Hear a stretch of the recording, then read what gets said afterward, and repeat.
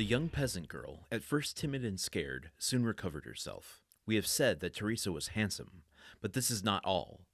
Teresa was endowed with all those wild graces which are so much more potent than our affected and studied elegancies. She had almost all the honors of the quadrille, and if she were envious of the Count Sanfelice's daughter, we will not undertake to say that Carmela was not jealous of her. And with overpowering compliments, her handsome cavalier led her back to the place whence he had taken her, and where Luigi awaited her. Twice or thrice during the dance, the young girl had glanced at Luigi, and each time she saw that he was pale and that his features were agitated.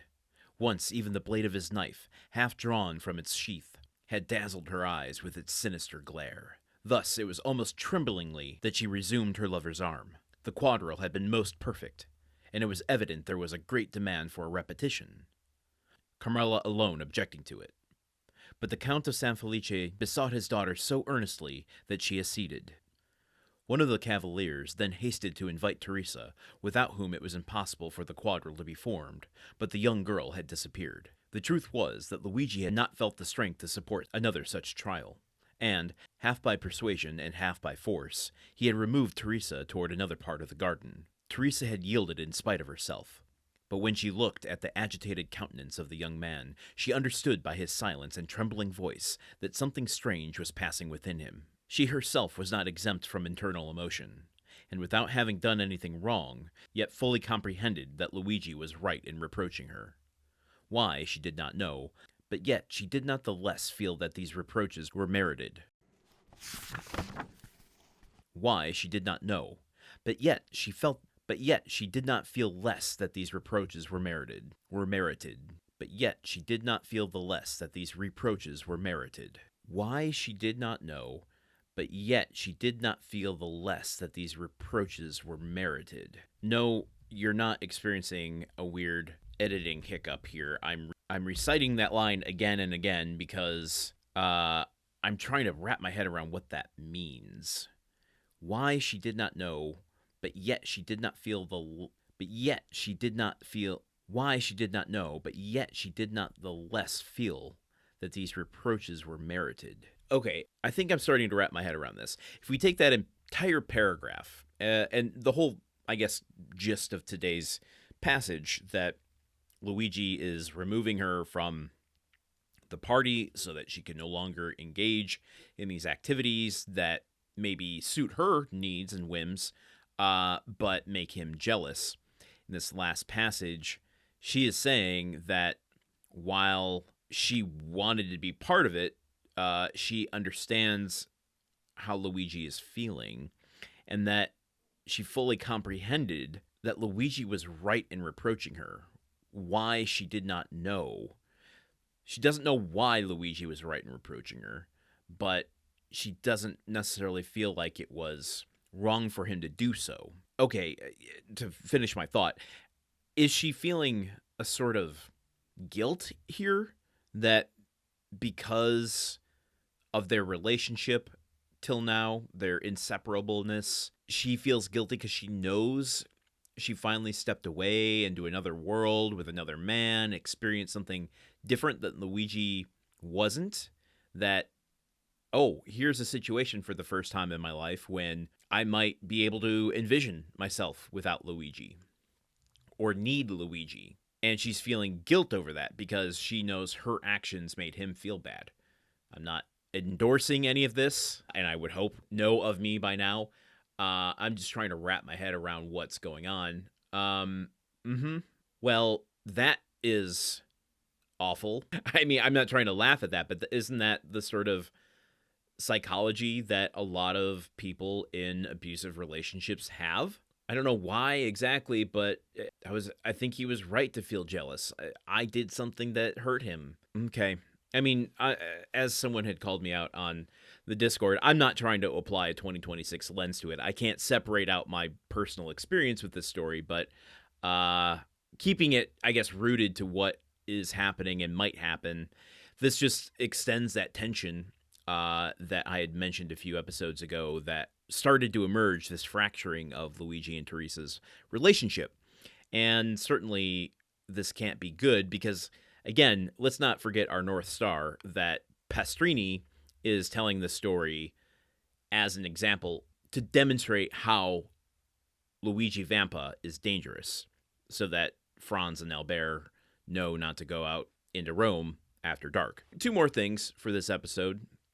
One, as we transition to talking about Dumas here, want to just acknowledge, I knew it was going to happen at some point in our 4-year history. I just didn't think it would be such a short window between when I say something and then when I repeat myself. As I opened the book to the biography yesterday and paraphrased something I had bookmarked, later, after recording that, I went and edited an episode and realized I had already mentioned that on the show before. So literally the thing I was bringing you out of the biography as a treat to start to explore what is being said by the experts, something that I had already said through the lens of the biography previously. Oh my God. I knew it was going to happen. There's no way to go through 4 years and not repeat yourself.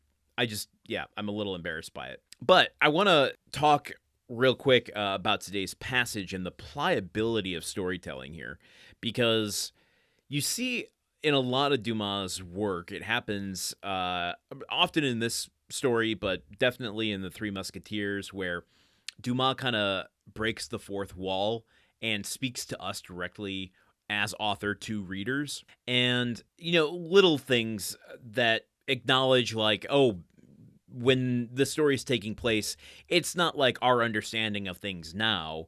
And I find the pliability of this interesting because let's not forget, this is all dialogue of Pastrini. Everything that we're reading has quotation marks around it. It is the story that Pastrini is telling to Franz and Albert. So when we get lines like, Teresa was endowed with all of those wild graces which are so much more potent than our affected and studied elegancies, ... We will not undertake to say that Carmela was not jealous of her. That is very much Dumas talking, but the pliability of this is that it's Pastrini talking. So it's Dumas talking through Pastrini, but Pastrini is talking to Franz and Albert, but Dumas is talking to us as readers. It's very, very bizarre. And I think just shows that in such a long story within a story, you can lose track. Even the author, I think, can lose track of what exactly is. Because, again, and I'm intentionally repeating myself this time, Dumas would write and not worry about punctuation. And when you think about that, he's not writing this entire chapter putting quotation marks in front of everything. He's leaving that to his assistants. He's leaving that to his editors, to the publishers. So if you're writing an entirely long chapter like this, listen, I'm not a scholar. I can't point to other examples to support this necessarily. I think this is a bit a lighthearted mistake. I think this is just kind of a quirky, cock of the eyebrow mistake that Dumas made, forgetting that this was dialogue of Pastrini, because he is employing his very own style, but giving it to Pastrini. So I don't know if any of what I'm saying makes sense. I just found it kind of humorous that even the author, I feel like, is losing the thread a tiny bit, just a tiny bit.